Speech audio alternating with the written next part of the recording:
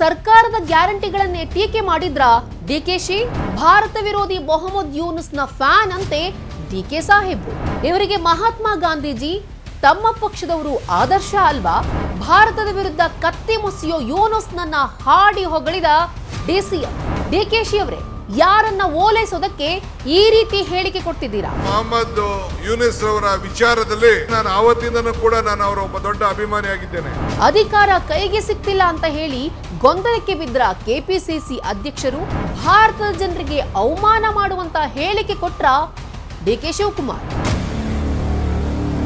ನಮಸ್ಕಾರ ವೀಕ್ಷಕರೇ, ತಮ್ಮದೇ ಸರ್ಕಾರದ ಗ್ಯಾರಂಟಿಗಳ ಬಗ್ಗೆ ಸನ್ಮಾನ್ಯ ಡಿಸಿಎಂ ಡಿಕೆ ಶಿವಕುಮಾರ್ ಅವರು ಟೀಕೆ ಮಾಡಿದ್ದಾರೆ, ಅಪಹಾಸ್ಯ ಮಾಡಿದ್ದಾರೆ, ತಮ್ಮದೇ ಗ್ಯಾರಂಟಿಗಳನ್ನ ಅವಮಾನ ಮಾಡಿದ್ದಾರೆ. ನಾನು ಯಾಕೆ ಈ ರೀತಿ ಹೇಳ್ತಾ ಇದ್ದೀನಿ, ಅವರು ಗ್ಯಾರಂಟಿಗೆ ಅವಮಾನ ಮಾಡೋ ರೀತಿಯಲ್ಲಿ ಮಾತನಾಡಿದ್ರು ಅಂತ? ಕಲಬುರಗಿಯಲ್ಲಿ ನಡೆದ ಉದ್ಯೋಗ ಮೇಳದ ಕಾರ್ಯಕ್ರಮದಲ್ಲಿ ಮಾತಾಡ್ತಾ ಡಿಕೆಶಿ ಅವರು ಒಂದು ಹೇಳಿಕೆನ ಕೋಟ್ ಮಾಡಿದ್ರು. ಆ ಹೇಳಿಕೆ ಏನಪ್ಪಾ ಅಂತ ಹೇಳಿದ್ರೆ, ಒಬ್ಬ ವ್ಯಕ್ತಿಗೆ ಒಂದು ಮೀನನ್ನ ಕೊಟ್ರೆ ಅದು ಒಂದು ಹೊತ್ತಿನ ಊಟಕ್ಕೆ ಆಗುತ್ತೆ, ಆದ್ರೆ ಅದೇ ವ್ಯಕ್ತಿಗೆ ಮೀನ್ ಹಿಡಿಯೋದನ್ನ ಹೇಳಿಕೊಟ್ರೆ ಅವನ ಜೀವನವೇ ಆಗುತ್ತೆ. ಈ ಹೇಳಿಕೆ ನನಗೆ ತುಂಬಾನೇ ಇಷ್ಟ ಅನ್ನೋ ರೀತಿಯಲ್ಲಿ ಅದನ್ನ ಕೋಟ್ ಮಾಡಿ ಹೇಳಿದ್ರು. If you feed a fish ಅಂದ್ರೆ ನೀನು ಯಾರು ಒಂದ್ ದಿನಕ್ಕೆ ಮೀನನ್ನ ಊಟಕ್ಕೆ ಕೊಟ್ರೆ ಅದು ಒಂದು ಹೊತ್ತು ಊಟಕ್ಕೆ ಆಗ್ತದೆ.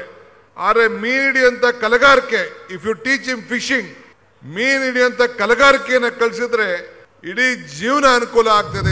ಈಗ ರಾಜ್ಯ ಸರ್ಕಾರದ ಗ್ಯಾರಂಟಿಗಳ ಬಗ್ಗೆ ಇಡೀ ರಾಜ್ಯಾದ್ಯಂತ ಇರುವಂತಹ ದೊಡ್ಡ ಮಟ್ಟದ ಆರೋಪ ಏನಪ್ಪಾ ಅಂತ ಹೇಳಿದ್ರೆ ಇದೆ, ನೀವು ಕೈಗೆ ದುಡ್ಡನ್ನ ಕೊಡಬೇಡಿ, ಕೈಗೆ ದುಡಿಮೆಯನ್ನ ಕೊಡಿ ಅಂತ ಹೇಳ್ಕೊಂಡು. ಈ ತರ ದುಡ್ಡು ಕೊಟ್ರೆ ಜನ ಅದನ್ನ ಬಳಸ್ತಾರೆ, ಆದ್ರೆ ಒಂದು ಹೊತ್ತು ಎರಡು ಹೊತ್ತು ಇದು ಬಳಕೆ ಆಗುತ್ತೆ. ಆದ್ರೆ ದುಡಿಯೋ ಕೈಗಳಿಗೆ ದುಡ್ಡನ್ನ ಕೊಟ್ರೆ ತುಂಬಾನೇ ಸಹಾಯ ಆಗುತ್ತೆ, ಅವ್ರ ಜೀವನವನ್ನ ನಡೆಸಬಹುದು. ಇದರಿಂದ ಸರ್ಕಾರಕ್ಕೂ ಹೊರೆ ಆಗಲ್ಲ, ಸರ್ಕಾರದ ಬೊಕ್ಕಸಕ್ಕೂ ತೊಂದರೆ ಆಗಲ್ಲ, ಜನ ಜೀವನ ನಡೆಸೋದಕ್ಕೂ ಕೂಡ ತೊಂದರೆ ಆಗೋಲ್ಲ ಅಂತ ಹೇಳಿ ಸಾರ್ವಜನಿಕರು ಕೂಡ ಯಾವಾಗಿಂದ ಗ್ಯಾರಂಟಿ ಜಾರಿ ಆಯ್ತೋ ಅವತ್ತಿಂದನೂ ಕೂಡ ಬಹುತೇಕ ಸಾರ್ವಜನಿಕರು ಈ ಮಾತನ್ನ ಹೇಳ್ತಾ ಬಂದಿದ್ದಾರೆ. ಈಗ ನೋಡಿ ಡಿಕೆಶಿ ಅವರು ಕೊಟ್ಟಿರೋ ಹೇಳಿಕೆ ಹೇಗಿದೆ, ಮೀನ್ ಕೊಡೋದ್ರ ಬದಲು ಮೀನ್ ಹಿಡಿಯೋದನ್ನ ಹೇಳ್ಕೊಡಿ ಅಂತ. ಹಾಗೇನೆ ಗ್ಯಾರಂಟಿ ದುಡ್ಡು ಕೊಡೋ ಬದಲು ಕೈಗೆ ದುಡ್ಡು ಕೊಡೋ ಬದಲು ಕೈ ಕೆಲಸ ಕೊಡಿ ಅಂತ ಹೇಳಿ. ಸೊ ಈ ರೀತಿ ಈ ಹೇಳಿಕೆ ನನಗೆ ಇಷ್ಟ ಅಂತ ಹೇಳೋದ್ರ ಮೂಲಕ ತಮ್ಮದೇ ಗ್ಯಾರಂಟಿಗಳನ್ನ ಅಪಹಾಸ್ಯ ಮಾಡಿದ್ರ ಡಿಕೆಶಿ ಅವರು ಅನ್ನೋ ಪ್ರಶ್ನೆ ಇಲ್ಲಿ ಉದ್ಭವ ಆಗುತ್ತೆ. ಈ ಹೇಳಿಕೆ ಏನಿದೆಯಲ್ಲ ಅದು ತುಂಬಾ ಹೊಸದೇನಲ್ಲ, ತುಂಬಾ ವರ್ಷಗಳಿಂದ ಇದೆ.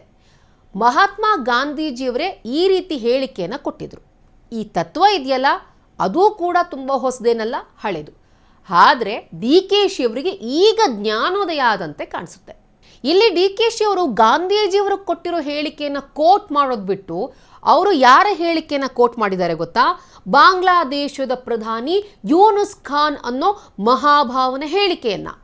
ಬದುಕಲ್ಲಿ ಕೌಶಲ್ಯ ಎಷ್ಟು ಮುಖ್ಯ ಅನ್ನೋದಕ್ಕೆ ಬಾಂಗ್ಲಾದೇಶದ ಪ್ರಧಾನಿಯವರ ಮಾತುಗಳು ಪ್ರೇರಣಾದಾಯಕ. ನಾನು ಆಗಲೇ ಒಂದು ಸ್ಟೇಟ್ಮೆಂಟ್ ಅನ್ನ ಹೇಳಿದ್ನಲ್ಲ, ಒಬ್ಬ ವ್ಯಕ್ತಿಗೆ ಮೀನನ್ನು ಕೊಟ್ಟರೆ ಒಂದು ಹೊತ್ತಿನ ಊಟಕ್ಕೆ ಆಗುತ್ತೆ, ಆದರೆ ಮೀನನ್ನು ಹಿಡಿಯುವ ಕೌಶಲ್ಯವನ್ನು ಹೇಳಿಕೊಟ್ರೆ ಅವನ ಬದುಕೇ ಆಗುತ್ತೆ ಅಂತ ಹೇಳಿ. ಇದು ಯಾರ ಹೇಳಿಕೆ ಅಂತ ಹೇಳಿದ್ರೆ, ಯೂನುಸ್ ಅವರು ಒಂದು ಸಂದರ್ಶನದ ಹೇಳಿಕೆಯನ್ನು ಕೊಟ್ಟಿದ್ರಂತೆ. ಈ ಹೇಳಿಕೆಯನ್ನು ಕೋಟ್ ಮಾಡಿ ಡಿಕೆಶಿ ಅವರು ಮಾತನಾಡಿದ್ದು, ಅಂದಿನಿಂದ ನಾನು ಯೂನುಸ್ ಅವರ ಅಭಿಮಾನಿಯಾಗಿದ್ದೇನೆ. ಇನ್ನೊಮ್ಮೆ ಹೇಳ್ತಾ ಇದ್ದೀನಿ, ಅಂದಿನಿಂದ ನಾನು ಯೂನುಸ್ ಅವರ ಅಭಿಮಾನಿಯಾಗಿದ್ದೀನಿ ಅಂತ ಹೇಳಿ ಸನ್ಮಾನ್ಯ ಡಿಸಿಎಂ ಡಿಕೆ ಶಿವಕುಮಾರ್ ಅವರು ಓಪನ್ ವೇದಿಕೆಯಲ್ಲಿ ಈ ಒಂದು ಹೇಳಿಕೆಯನ್ನು ಕೊಟ್ಟಿದ್ದಾರೆ.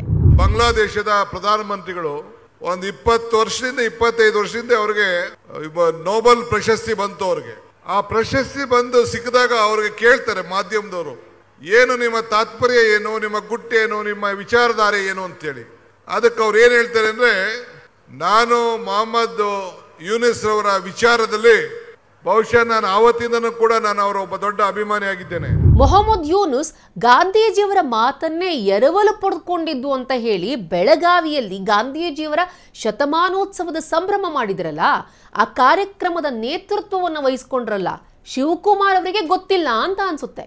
ಡಿಕೆಶಿ ಅವರು ಗಾಂಧೀಜಿ ಬಗ್ಗೆ ತಿಳಿದುಕೊಳ್ಳೋಕ್ಕಿಂತ ಹೆಚ್ಚಾಗಿ ಸದಾ ನಮ್ಮ ದೇಶದ ವಿರುದ್ಧ ಕತ್ತಿ ಮಸಿಯೋ ಯೂನುಸ್ ಬಗ್ಗೆ ತಿಳಿದುಕೊಳ್ಳೋದಕ್ಕೆ ಹೊರಟಿದ್ದಾರೆ. ಅಲ್ರಿ, ಎಂಥವ್ರಿ ನಿಮ್ಗೆ ಆದರ್ಶ? ನಿಮ್ಮ ಪಕ್ಷದಲ್ಲಿ ಅನೇಕ ಸ್ಫೂರ್ತಿಗಳಿವೆ. ಆದರ್ಶವನ್ನಾಗಿ ತೆಗೆದುಕೊಳ್ಬೇಕು ಅಂದರೆ ಪಕ್ಷಾತೀತವಾಗಿಯೂ ಕೂಡ ನಿಮ್ಮ ಸುತ್ತಮುತ್ತಲೂ ಅನೇಕ ಆದರ್ಶಮಯ ಪರ್ಸ್ನಾಲಿಟಿಗಳಿದ್ದಾರೆ. ಅವರೆಲ್ಲರನ್ನೂ ಬಿಟ್ಟು ನಮ್ಮ ದೇಶದ ವಿರುದ್ಧ ಕೆಂಡ ಕಾರುವಂತಹ ಆ ವ್ಯಕ್ತಿಯನ್ನು ನೀವು ಆದರ್ಶ ಅಂತಿದ್ದೀರಲ್ಲ, ಎಂಥ ಟೈಮ್ನಲ್ಲಿ DKಶಿ ಅವರು ಈ ರೀತಿ ಹೇಳಿಕೆ ಕೊಡ್ತಿದ್ದಾರೆ ನೋಡಿ. ಬಾಂಗ್ಲಾದೇಶದಲ್ಲಿ ಹಿಂದೂಗಳ ಪರಿಸ್ಥಿತಿ ನರಕ ಆಗ್ಬಿಟ್ಟಿದೆ.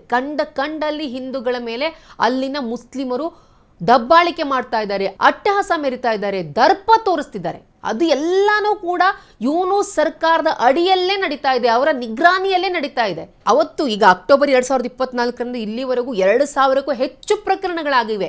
ಹಿಂದೂಗಳ ಮೇಲೆ ದೌರ್ಜನ್ಯದ ಪ್ರಕರಣಗಳನ್ನ ನೋಡೋದಾದ್ರೆ ಹಿಂದೂ ದೇವಸ್ಥಾನಗಳನ್ನೇ ಟಾರ್ಗೆಟ್ ಮಾಡಿ ದಾಳಿ ಮಾಡಲಾಗ್ತಾ ಇದೆ. ಇವೆಲ್ಲ ಗೊತ್ತಿದ್ದು ಕೂಡ ಬಾಂಗ್ಲಾದೇಶದಲ್ಲಿ ಏನೂ ಆಗ್ತಾ ಇಲ್ಲ, ಬಾಂಗ್ಲಾದೇಶದಲ್ಲಿ ಹಿಂದೂಗಳು ಸುರಕ್ಷಿತವಾಗಿದ್ದಾರೆ ಅಂತ ಹೇಳಿ ಕಣ್ಣೊರೆಸೋ ತಂತ್ರವನ್ನ ಮಾಡ್ತಾ ಇದ್ದಾರೆ ಜಗತ್ತಿನ ಎದುರು ಯೂನುಸ್. ಇಂಥವ್ರು ನಿಮಗೆ ಆದರ್ಶನಾ? ಯೂನುಸ್ನ ಕೆಲವೊಂದು ಕಾಂಟ್ರವರ್ಷಿಯಲ್ ಹೇಳಿಕೆಯನ್ನು ನಿಮ್ಗೆ ಹೇಳ್ತೀನಿ, ಭಾರತ ವಿರೋಧಿ ಹೇಳಿಕೆಯನ್ನು. ಭಾರತ ಬಾಂಗ್ಲಾದೇಶದಲ್ಲಿ ಅಲ್ಪಸಂಖ್ಯಾತರ ಮೇಲೆ, ಹಿಂದೂಗಳ ಮೇಲೆ ದಬ್ಬಾಳಿಕೆ ಆಗ್ತಾ ಇದೆ, ದೌರ್ಜನ್ಯ ಆಗ್ತಾ ಇದೆ ಅಂತ ಹೇಳಿ ಇಲ್ಲ ಸಲ್ಲದ ರೀತಿಯಲ್ಲಿ ಅಪಪ್ರಚಾರ ಮಾಡ್ತಾ ಇದೆ. ಆ ರೀತಿ ಏನೂ ಆಗ್ತಾ ಇಲ್ಲ ಇಲ್ಲಿ. ಭಾರತ ಶೇಖ್ ಹಸೀನಾರ ಪರ ಪ್ರಚಾರ ಮಾಡ್ತಾ ಇದೆ ಅಂತ ಹೇಳಿ ತನ್ನ ತೂತನ್ನ ಮುಚ್ಕೊಳ್ಳೋದಕ್ಕೆ ಭಾರತದ ವಿರುದ್ಧ ಕಿಡಿಕಾರಿದ್ದ. 2024ರಲ್ಲಿ ಚೀನಾಗ್ ಭೇಟಿ ಕೊಟ್ಟಾಗ ಇದೇ ಯೂನುಸ್ ಭಾರತದ ಈಶಾನ್ಯ ರಾಜ್ಯಗಳನ್ನ ಲಾಕ್ಡ್ ಲ್ಯಾಂಡ್ ಅಂತ ಹೇಳಿದ್ದ. ಇವನು ಅಮೆರಿಕಾದ ಕೈಗೊಂಬೆ ಅನ್ನೋದು ಇಡೀ ಜಗತ್ತಿಗೆ ಗೊತ್ತಿರೋ ಸತ್ಯ. ಜೋ ಬೈಡೆನ್ ಸರ್ಕಾರದ ಅವಧಿಯಲ್ಲಿ ಈತ ನೇಮಕ ಆದ. ಯಾರೋನೋ ಮೆಚ್ಚೋದಕ್ಕೆ ಏನೇನೋ ಹೇಳಿಕೆಯನ್ನ ಕೊಡ್ತಿದ್ದಾನೆ. ನಿಮ್ಮ ಬಾಂಗ್ಲಾದೇಶ ಸೃಷ್ಟಿಯಾಗಿದ್ದೆ ನಮ್ಮ ಭಾರತದ ಕೃಪಾ ಕಟಾಕ್ಷದಿಂದ. ಇಂದಿರಾ ಗಾಂಧಿ ಅವರ ಕಾಲದಲ್ಲಿ ನಿಮ್ಮ ದೇಶ ಜನ್ಮ ತಾಳ್ತು. ಆದರೆ ನಿಮಗೆ ಸಣ್ಣ ಮಟ್ಟಿನ ಕೃತಜ್ಞತೆ ಆದರೂ ಇದೆಯಾ? ಭಾರತದ ವಿರುದ್ಧ ಕತ್ತಿ ಮಸಿತಾನೆ ಆ ಕಡೆ ಚೀನಾ ಭಜನೆ ಮಾಡ್ತಿದ್ದಾನೆ ಈ ಯೂನುಸ್. ಇದೆಲ್ಲ ನಿಮ್ಮ ಕಣ್ಣಿಗೆ ಕಾಣ್ತಾ ಇಲ್ವಾ DKಶಿ ಅವರೇ? ಯೂನುಸ್ ಸರ್ಕಾರದ ಟೈಮ್ನಲ್ಲೇ ಇವೆಲ್ಲ ಆಗಿದ್ದು. ಇಂಥ ವ್ಯಕ್ತಿ ನೀವು ಆದರ್ಶ ಅಂತಿದ್ದೀರಲ್ಲ, ಏನು ಹೇಳಬೇಕು ನಿಮಗೆ ಸ್ಫೂರ್ತಿ ಆದರ್ಶ ಅಂತ ಅಂದರೆ ರಾಜಕೀಯದಲ್ಲಿ ಸಿಗ್ತಾರೆ, ಅರ್ಥಶಾಸ್ತ್ರದಲ್ಲಿ ಸಿಗ್ತಾರೆ, ಸಮಾಜಶಾಸ್ತ್ರದಲ್ಲೂ ಸಿಗ್ತಾರೆ.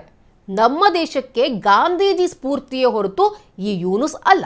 ನೀವು ಯೂನುಸ್ನ ಅಭಿಮಾನಿ ಅಂತ ಹೇಳೋ ಮೂಲಕ ನಿಮ್ಮ ವ್ಯಕ್ತಿತ್ವ ಏನು ಅನ್ನೋದನ್ನ ನೀವೇ ತೋರಿಸಿದ್ದೀರಾ. ಸದಾ ನಮ್ಮ ದೇಶದ ವಿರುದ್ಧ ಕತ್ತಿ ಮಸಿಯೋ ಮಸಲತ್ತನ್ನ ಮಾಡೋ ಯೂನುಸ್ನ ಅಭಿಮಾನಿ ನೀವು ಅಂತ ಹೇಳೋದ್ರ ಮೂಲಕ ಯಾರನ್ನ ಓಲೈಕೆ ಮಾಡೋದಕ್ಕೆ ಹೊರಟಿದ್ದೀರಾ DKಶಿ ಅವರೇ? DKಶಿ ಅವರು ಕಂಪ್ಲೀಟ್ಲಿ ಗೊಂದಲಕ್ಕೆ ಬಿದ್ದ ಹಾಗೆ ಕಾಣ್ತಾ ಇದೆ. ಯಾವ ಲೈನನ್ನು ತಗೋಬೇಕು, ಯಾರನ್ನ ಆದರ್ಶ ಅನ್ಬೇಕು, ಏನು ಮಾಡಬೇಕು ಅನ್ನೋದು ಅವ್ರಿಗೆ ಗೊತ್ತಾಗ್ತಿಲ್ಲ ಅಂತ ಅನ್ಸುತ್ತೆ. DKಶಿ ಅವರು ಈ ರೀತಿ ಎಡವಟ್ಟು ಹೇಳಿಕೆಗಳನ್ನು ಕೊಡ್ತಾ ಇರೋದು ಇದೇ ಮೊದಲನೇ ಬಾರಿ ಏನಲ್ಲ. ಕಳೆದ 2-3 ತಿಂಗಳಿಂದ ಎರಡೆರಡು ಮಹಾ ಪ್ರಮಾದದ ರೀತಿಯಲ್ಲಿ ಎಡವಟ್ಟು ರೀತಿ ಹೇಳಿಕೆಯನ್ನು ಕೊಟ್ಟಿದ್ರು. ಇಂಟರ್ನ್ಯಾಷನಲ್ ಫಿಲ್ಮ್ ಫೆಸ್ಟಿವಲ್ನಲ್ಲಿ ಸಿನಿಮಾ ರಂಗದ ಮೇಲೆ ತಮ್ಮ ಕೋಪ ಹೊರಹಾಕಿ, ನನಗೆ ಸಿನಿಮಾ ಇಂಡಸ್ಟ್ರಿಯವ್ರ ಮೇಲೆ ಕೋಪ ಇದೆ, ಇವರ ನಟ್ಟು ಬೋಲ್ಟ್ ಹೇಗೆ ಟೈಟ್ ಮಾಡಬೇಕು ಅನ್ನೋದು ನಂಗೆ ಗೊತ್ತಿದೆ ಅಂತ ಹೇಳಿ ಇಂಟರ್ನ್ಯಾಷನಲ್ ಫಿಲ್ಮ್ ಫೆಸ್ಟಿವಲ್ನಲ್ಲಿ ಓಪನ್ ಆಗಿನೇ ಹೇಳಿದರು. ಹಾಗೆ ಸದ್ಯ ಇತ್ತೀಚೆಗೆ ಮುಸ್ಲಿಮರ ಮೀಸಲಾತಿ ಬಗ್ಗೆ ಮಾತು ಬಂದಾಗ ಸರ್ಕಾರಿ ಗುತ್ತಿಗೆಯ ವಿಚಾರದಲ್ಲಿ ಮುಸ್ಲಿಮರಿಗಾಗಿ ನಾನು ಸಂವಿಧಾನವನ್ನು ಕೂಡ ಬದಲು ಮಾಡ್ತೀವಿ ಅನ್ನೋ ರೀತಿಯಲ್ಲಿ ಕಾಂಟ್ರವರ್ಷಿಯಲ್ ಸ್ಟೇಟ್ಮೆಂಟ್ ಅನ್ನು ಕೊಟ್ಟಿದ್ರು.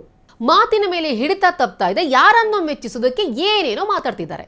ಅಧಿಕಾರ ಸಿಗುತ್ತೆ ಅನ್ನೋ ಆಸೆಯಲ್ಲಿರೋ DKಶಿ ಅವರಿಗೆ ಸಿದ್ದರಾಮಯ್ಯನವರ ಕುತಂತ್ರದಿಂದ ಕುರ್ಚಿ ದೂರ ಹೋಗ್ತಿದೆ ಅಂತ ಅನ್ನಿಸ್ತಿದೆಯೇನೋ. ಹೀಗಾಗಿ ತಮ್ಮ ಸ್ಥಿಮಿತವನ್ನ ಕಳೆದುಕೊಳ್ತಿದ್ದಾರೆ, ಬಾಯಿಗೆ ಬಂದ ಹೇಳಿಕೆಯನ್ನ ಕೊಡ್ತಿದ್ದಾರೆ. ಈ ಹೇಳಿಕೆ ಅಂತೂ ನೋಡಿ, ನಮ್ಮ ಭಾರತಕ್ಕೆ ಸದಾ ಮಗ್ಗಲು ಮುಳ್ಳಾಗಿರುವ ಯೂನುಸ್ನ ಅಭಿಮಾನಿ ಅಂತ ಹೇಳೋದ್ರ ಮೂಲಕ ಎಡವಟ್ಟು ಹೇಳಿಕೆಯನ್ನು ಕೊಟ್ಟಿದ್ದಾರೆ. ಈ ವಿಡಿಯೋ ಇಷ್ಟ ಆದಲ್ಲಿ ಲೈಕ್ ಮಾಡಿ, ಶೇರ್ ಮಾಡಿ, ಕಮೆಂಟ್ ಮಾಡಿ. ಹಾಗೆ ನೀವಿನ್ನೂ ನಮ್ಮ ಹೊಸದಿಗಂತ ಡಿಜಿಟಲ್ ಚಾನಲ್ನ ಸಬ್ಸ್ಕ್ರೈಬ್ ಮಾಡಿಲ್ಲ ಅಂದರೆ ಈ ಕೂಡಲೇ ಸಬ್ಸ್ಕ್ರೈಬ್ ಮಾಡಿ.